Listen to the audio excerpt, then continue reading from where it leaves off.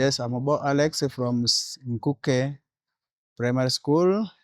I have attended a seminar concerning materials for using in primary schools, most especially upper, and I found it very essential for me because it has made us now to be easy to handle the subject because most of the learning aids are in process.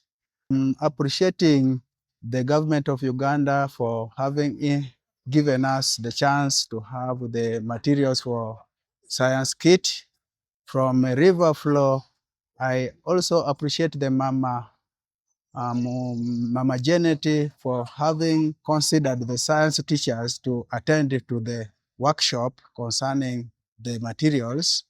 So I think the learning is going to be very easy this time because most of the materials will be at our hand. Therefore, we thank the whole of the government of Uganda to improve the education of the pupils in our districts. Thank you.